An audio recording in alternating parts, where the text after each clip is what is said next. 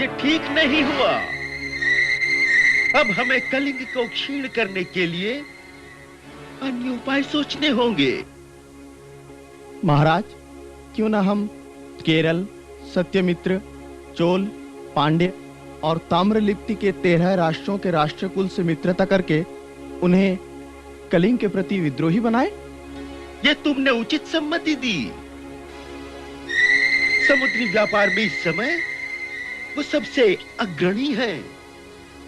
कलिंग के नव वाणिज्य से उनको अवश्य क्षति हो रही है। फिर आर्थिक दृष्टि से सुदृढ़ होने के कारण उनकी शरीर शक्ति भी अद्वितीय है। कारण यह है कि चक्रवर्ती सम्राट से लेकर सम्राट चंद्रगुप्त मौर्य तक कोई भी मौर्य शासक केरली तथा चौल पांड्य से शत्रुता का प्रदर्शन नहीं किया। अपितु अशोक ने ताम्रलिप्ति से धर्म मैत्री स्थापित कर लिया। किंतु उन्हें कलिंग के प्रति कैसे उकसाया जाए, यह एक विचारणीय प्रश्न है। कलिंग के सेना नायक वज्रपाणी के संरक्षण में पूर्ण सुरक्षित हैं।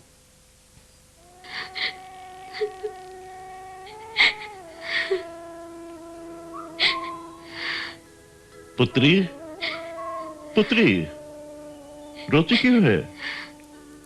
अगर तुम्हारा हाल ऐसा ही होना था तो तुम्हें युवराज खारवेल के साथ चले जाना चाहिए था।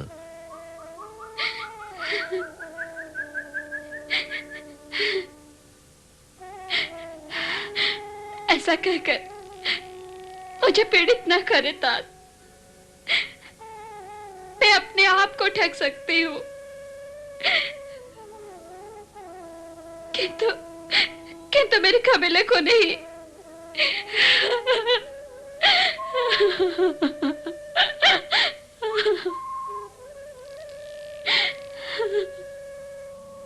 आगे बढ़ चलो सैनिकों, आक्रमण!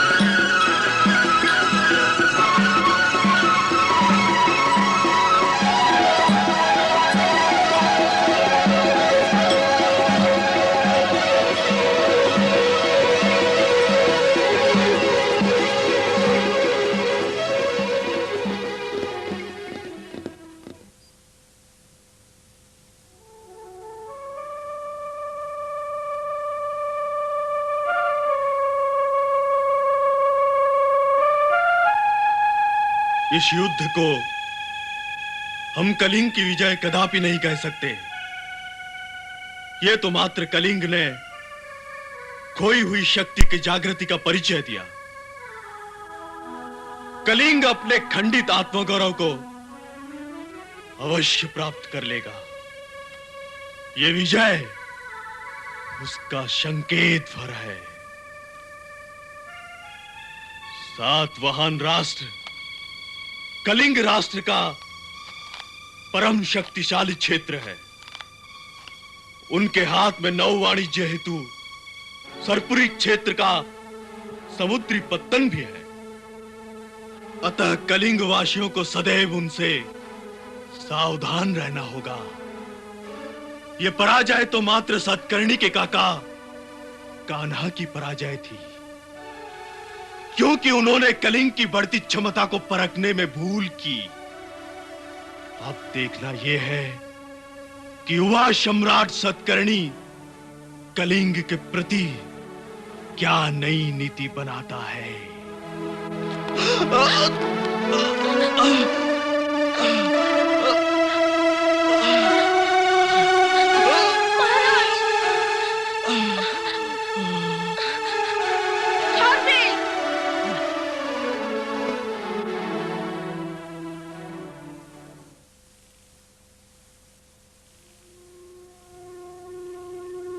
पूर्व युद्ध में घायल होने के पश्चात हमारे निर्देश देने पर भी महाराज ने विश्राम नहीं किया और हठपूर्वक युद्ध में चले गए। अब दीर्घ अवधि तक उनको विश्राम करना अनिवार्य है। ज्यादा परिश्रम महाराज के लिए घातक सिद्ध हो सकता है। मैं आपकी बातों पर सहमत हूं, किंतु राजा का जीवन विश्राम का जीवन तो नहीं होता है वैदराज।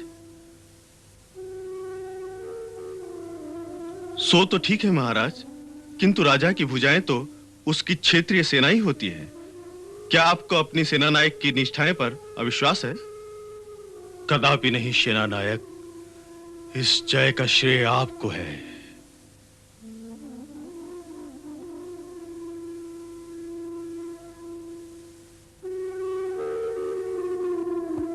प्रिय, आज शीघ्र ही कुमार खारवेल को युवराज पद पर आसीन करने की तैयारी कीजिए। हम चाहते हैं कि हमारे जीते जी कुमार युवराज पद पर आसीन हो जाएं। यही हमारी हार्दिक इच्छा है। स्वामी। प्रिय, आप क्षत्राणी हैं, आप राजमाता हैं।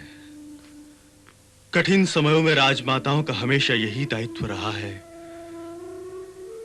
कि वो विवेक, धैर्य और संयम से राज्य शासन का भार संभाले।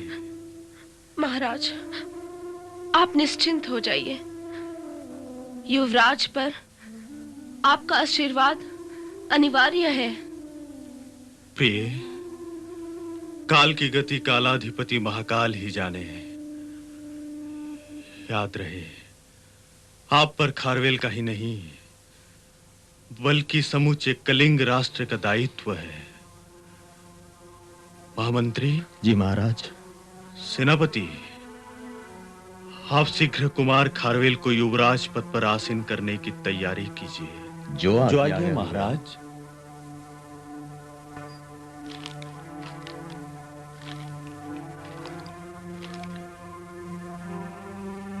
प्रणाम पिताश्री। आयुष्मान भव, आयुष्मान भव। एक पिता और सम्राट होने के नाते मैं तुमसे 3 वचन मांगता हूं पुत्र। आप आज्ञा कीजिए पिताश्री। अपनी अंतिम श्वास तक आपकी आज्ञा का पालन करूंगा, ये मेरा अटल वचन है। साधु पुत्र, कलिंग अपने आत्मगौरव को पुनः प्रतिष्ठित करने के लिए चेदी वंश वचनबद्ध है। मुझे ज्ञात है पिताश्री, मगधों से कलिंग के अपमान का बदला लूंगा। पद्मनंद द्वारा हरण की गई आदिनाथ ऋषभ देव की प्रतिमा को पुनः लाकर कलिंग के आत्मगौरव की अभिवृद्धि करूंगा। पुत्र, आदिनाथ तुम्हारा कल्याण करें।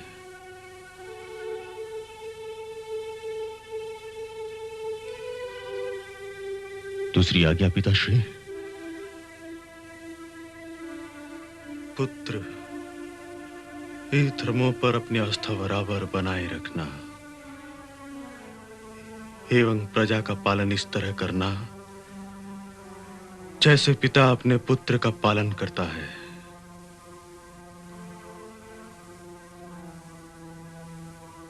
ये तो चेदीवंश का निजी कर्तव्य है पिताश्री, मैं अवश्य पालन करूंगा।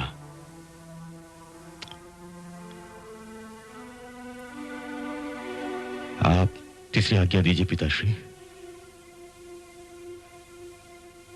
बालिकाओं को अपने पुत्री समान प्यार और स्नेह देना, युवा वालाओं को भग्नी के समान सम्मान देना और वृद्ध महिलाओं को माता समान आदर देना। पुत्र, आपकी आज्ञा शिरोधारी है पिताश्री। अपने चरित्र एवं कर्मों से चेदीवंश को कभी कलंकित नहीं करूंगा। बस पुत्र, बस। तेरी प्रति कही गई उदार ऋषियों की भविष्यवाणी अवश्य सफल होगी पुत्र, अवश्य सफल होगी।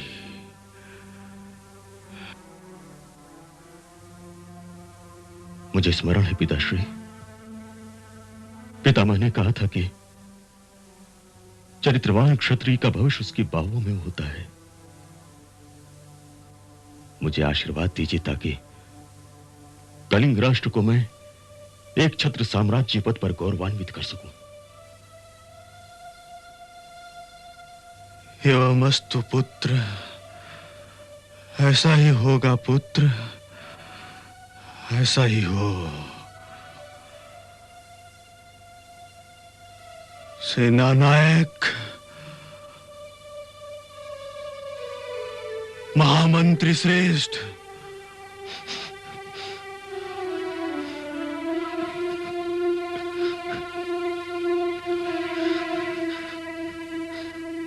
राजमहर्षि।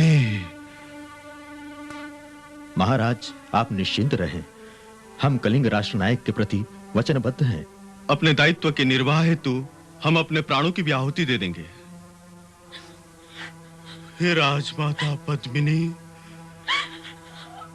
आपको प्रणाम। हे कलिंग राष्ट्र, आपको सम्राट चेतराज का अंतिम प्रणाम, अंतिम प्रणाम। नमो हरियंता नमः, ओम नमो सिद्धा नमः, ओम नमो सिद्धाना नमः, नमो हरियाणम, नमो उद्धायण नमः, नमो उद्धायण, ओम नमो उद्धायण नमः।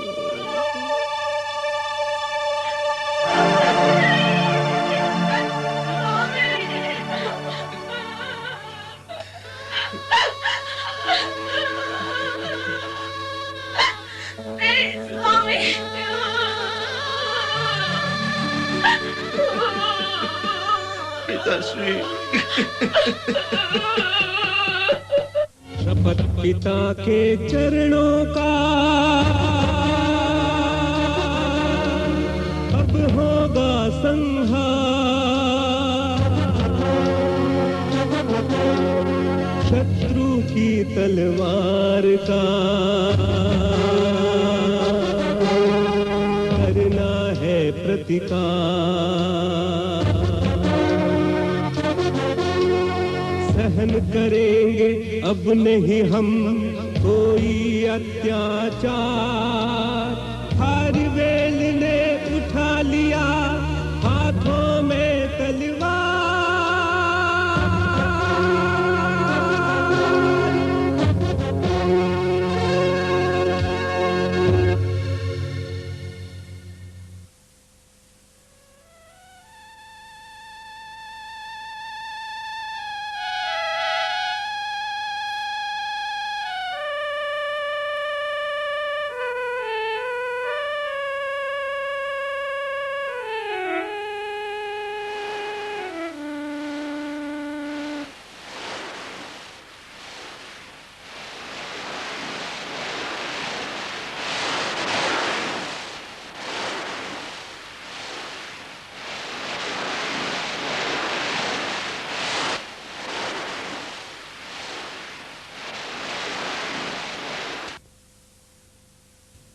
प्रणाम माताश्री।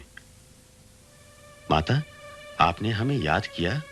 हाँ पुत्र, महामना महापात्र एवं महासेना नायक वज्रपाणि की ही नहीं, समूचे कलिंग की यही इच्छा है कि अब तुम्हारा राज्याभिषेक कर दिया जाए। माते, कलिंग के सर्वांग विकास के लिए आप हमें जो भी आज्ञा देंगी उसका हम पालन करेंगे। इसके लिए हमें राज्य पद पर भी बैठना पड़ा तो अवश्य बैठेंगे। एक बार आपने कहा था, जैन धर्म के अनुयायी होते हुए भी वैदिक धर्म में आपका पूर्ण विश्वास है। आप राज्याभिषेक भी वैदिक रीति से ही करना चाहते थे। स्वयं हमारे पिता ही नहीं, पूज्य पितामह महामेघवाहन भी यही चाहते थे। अस्तु हम राज्याभिषेक भी उसी परंपरा से करना चाहेंगे। इतना ही नहीं, राज्य पद मिलने के बाद हमें महामेघवाहन खारवेल कहा जाएगा, ताकि हमें कलिंग की गौरव और परंपरा का सदा धन्य हो पुत्र। किंतु वैदिक परंपरा के अनुसार राज्याभिषेक करने हेतु राजा के वाम भाग में एक अर्धांगिनी भी चाहिए। किंतु 18 आठवियों को समर्पित सिंदूरी हमारे आग्रह करने के बाद भी कलिंग आने को तैयार नहीं। सिंदूरी ने उचित ही क्या है युवराज? राजपुरुषों के लिए राष्ट्र ही सब कुछ होता है। आपको भी राष्ट्र के सम्मान के लिए दूसरा विवाह करना ही उचित होगा। ऐसा करने से उसके मन पे आघात तो नहीं होगा? पुत्र, राष्ट्र के लिए राजा राम ने अपनी प्राण प्यारी सीता को त्याग दिया था। राष्ट्र के लिए तो तुम और सिंदूरी बिरहा का जीवन जी रहे हो। राज्याभिषेक के कारण तुम्हारे दूसरे विवाह के लिए यदि सिंदूरी के हृदय को आघात लगे तो लगे, इससे पाप नहीं होगा। मां, हम तुम्हारी बाधा को जानते हैं पुत्र। तुम सिंदूरी के पास जाओ, उसे मनाने का प्रयत्न करो। यदि वह आना स्वीकार कर दे तो हम उस कुलवधू को राज्य सम्मान के साथ कलिंग ले आएंगे। जैसी आपकी आज्ञा, मैं उसे जाकर मनाने का प्रयत्न करता हूं। याद रखो पुत्र, यदि वह राजी न हुई तो हम तुम्हारा अन्यत्र विवाह करेंगे।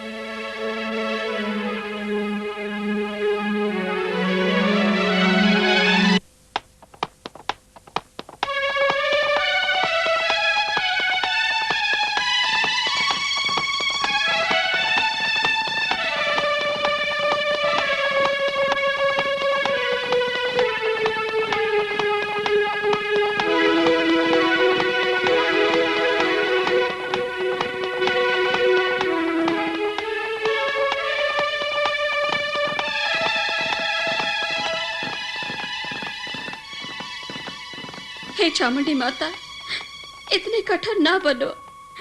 मैं राष्ट्र नायिका होने के साथ साथ एक पत्नी, एक प्रेमिका भी हूँ।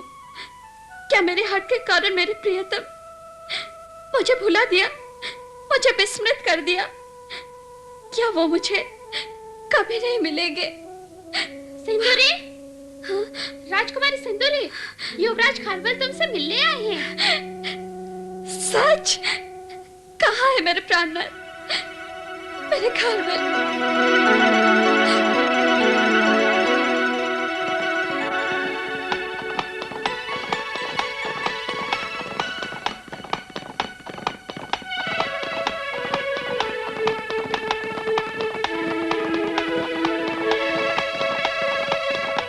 जाओ राजकुमारी।